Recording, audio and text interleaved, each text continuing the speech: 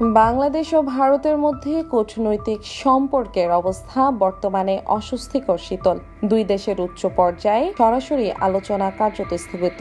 সংখ্যালঘু নির্যাতন সহ বিভিন্ন ইস্যুতে ভারত একাধিকবার বাংলাদেশ সরকারের প্রতি নালিশ জানিয়েছে। অন্যদিকে শেখ হাসিনার ভারত অবস্থান এবং সাম্প্রতিক রাজনৈতিক পরিবর্তনের প্রেক্ষাপটে ভারত বাংলাদেশ সম্পর্ক নতুন ধরনের চ্যালেঞ্জের মুখে পড়েছে।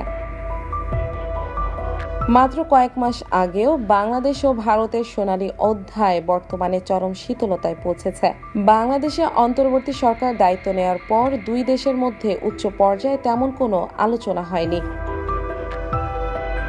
বাংলাদেশের প্রধান উপদেষ্টা মোহাম্মদ ইউনূস গত ৮ই আগস্ট দায়িত্ব গ্রহণের ১০০ দিন পার হলেও ভারতের প্রধানমন্ত্রী নরেন্দ্র মোদীর সঙ্গে তার কোনো সরাসরি বৈঠক হয়নি। নিউ ইয়র্কে জাতিসংঘ অধিবেশনের ফাঁকে বৈঠকের অনুরোধ জানানো হলেও ভারত তা প্রত্যাখ্যান করে। এই সময়ে মাত্র একবার টেলিফোনে যোগাযোগ হয়েছে, যেখানে ভারত প্রধানত বাংলাদেশে সংখ্যালঘুদের উপর হামলার বিষয়ে অভিযোগ তোলে।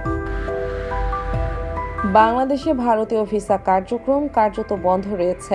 জরুরি চিকিৎসা ভিসা ছাড়া সাধারণ বাংলাদেশি নাগরিকদের ভিসা দেওয়া হচ্ছে না। এছাড়া কলকাতা ঢাকা মৈত্রী এক্সপ্রেস সহ অন্য ট্রেন চলাচলও বন্ধ।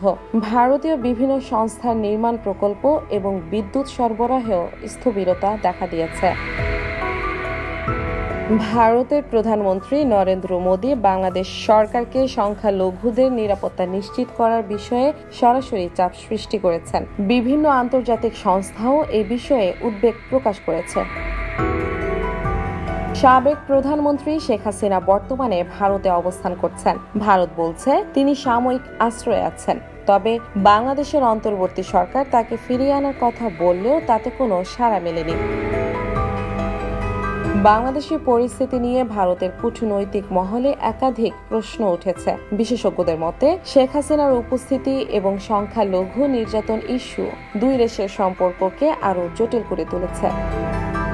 NY Bangla news.